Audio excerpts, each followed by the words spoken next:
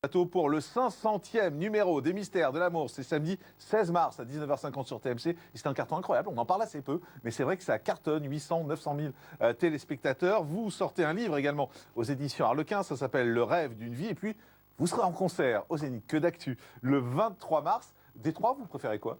Des trois. Bon, allez, je vais vous répondre comme ça tout de suite. Ce serait la musique pour les concerts. J'étais sûr, j'étais sûr. C'est normal parce que c'est là où je suis avec le public en connexion totale pendant 2 heures, quoi. C'est énorme. Et 500 épisodes des Mystères de l'amour, c'est énorme.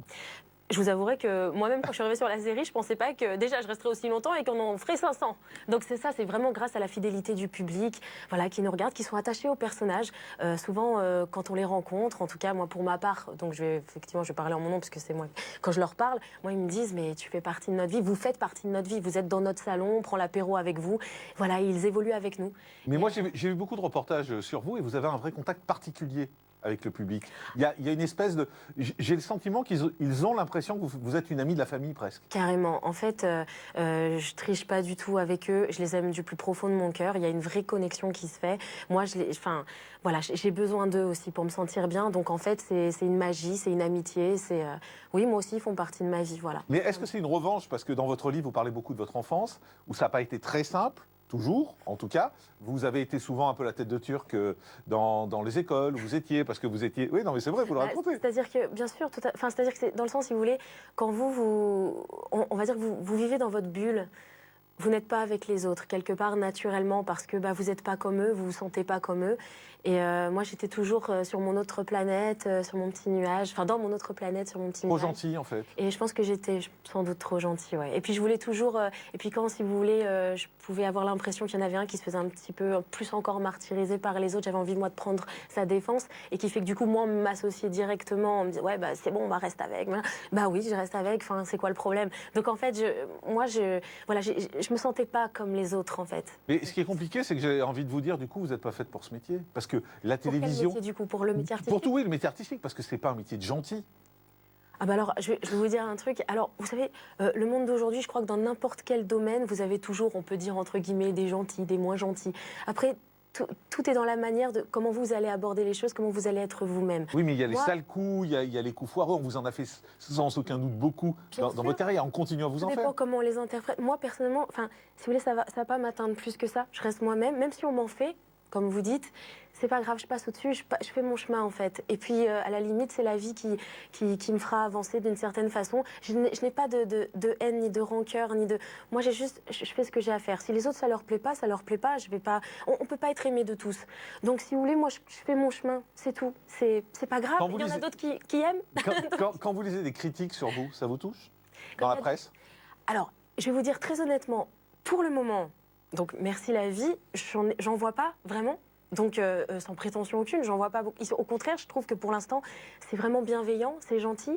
Donc, je prends tout ce qu'il y a à prendre, c'est très gentil. Et même si j'en voyais, eh bien, c'est pas grave. De toute façon, ça fait partie de la vie. C'est l'être humain aussi qui est comme ça. Il est comme ça, c'est pas grave.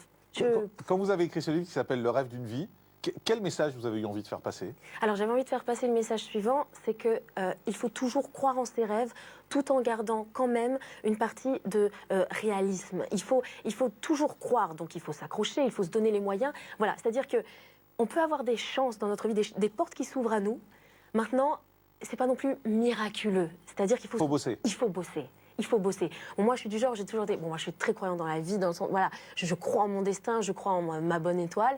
Maintenant, c'est vrai qu'on m'a toujours enseigné, mes parents m'ont toujours dit, Elsa, en même temps, voilà, il faut que tu bosses aussi. Va à l'école, passe des castings, parce que c'est vrai que moi, j'avais pas de piston, on pouvait pas non plus m'aider. Et je vais vous dire, et même ceux qu'on pourrait aider, si eux ne se donnent pas les moyens de continuer, ça dure qu'un temps. Il faut vraiment le travailler, c'est ça. Donc à tous ceux qui croient en leur rêve, continuez d'y croire, mais dur comme fer, parce que de toute façon, c'est aussi une raison de sentir exister, de voir la vie d'une meilleure façon. Mais par contre, voilà, donnez-vous aussi les moyens. Mais vous avez quand même quelque chose d'assez rare, c'est que non seulement il y a la série, vous cartonnez, mais vous remplissez également des salles, vous remplissez le Zénith. C'est très rare d'avoir des artistes qui font les deux. Et est-ce que c'est la magie Jean-Luc Azoulay? Parce que forcément, on pense à Dorothée, on pense à Hélène également, qui font partie de cette lignée en fait. Et les deux faisaient pareil. Les deux remplissaient des grandes salles. Les deux étaient des stars dans les séries également. Alors c'est évident que c'est la magie Jean-Luc Azoulay. Il sait trouver Alors, les gens qui font en ça. fait, effectivement, j'allais y venir. C'est-à-dire que, en fait, sa magie, je crois que c'est qu'il arrive à faire ressortir les qualités des gens. C'est-à-dire qu'il va mettre en avant, par exemple, du coup, alors effectivement, Hélène et Dorothée, voilà, sont deux femmes qui ont tellement bien réussi. Et pour ma part, de mettre vraiment en avant aussi ça, c'est quand je lui dis que, par exemple, moi je prône la fidélité, l'amour, etc. Machin, ça, il va le mettre en avant.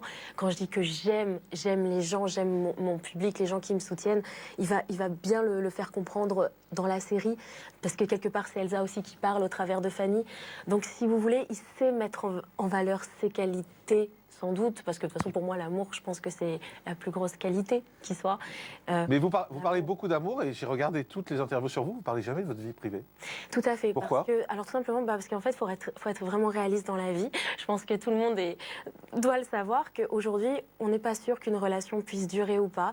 Voilà, on peut rencontrer des gens, ça peut se passer bien pendant les premiers mois, puis après, mince, finalement, ça casse.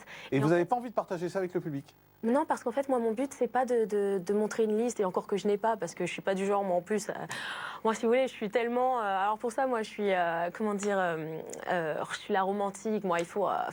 voilà, donc... C'est très long pour vous séduire, si j'ai bien compris. C'est ça.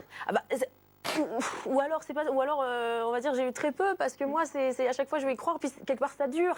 Mais quand ça marche plus, voilà, moi, j'ai pas envie de montrer aux gens que ça n'a pas marché. Voilà, c'est-à-dire que le Vous jour... voulez positiver. Voilà, c'est-à-dire que le jour où vraiment, je sais que soit je vais me marier, ou soit j'ai un enfant, même si ça dure pas par la suite, parce qu'on sait, hein, voilà, au moins, j'aurais construit quelque chose, à mes yeux, d'officiel avec cette personne, et cette personne-là pourra être montrée au grand jour. Donc j'en déduis, pas d'enfant en vue et pas de mariage en vue. Pour l'instant, non, c'est vrai. Vous êtes célibataire ? Mais, regarde. Pour l'instant, en tout cas, je n'ai rien d'officiel, donc je préfère garder ça pour, voilà. Le 23 mars, vous serez aux Zénith de Paris. Le J'aimerais samedi. bien, hein, c'est un désir, attention. Hein, Écoutez, je le veux, hein. voilà, hashtag Morandini Live. Le 500e épisode des Mystères de l'amour, c'est samedi 16 mars à 19h50. Et puis votre livre, paru aux éditions Harlequin, ça s'appelle Le rêve d'une vie. Merci Elsa. Merci à vous. D'avoir été avec nous en direct sur ce plateau. Et nous, on se retrouve demain. Merci Alexandra. On se retrouve demain à partir de 10h35 sur CNews et Non-Stop. Bye bye.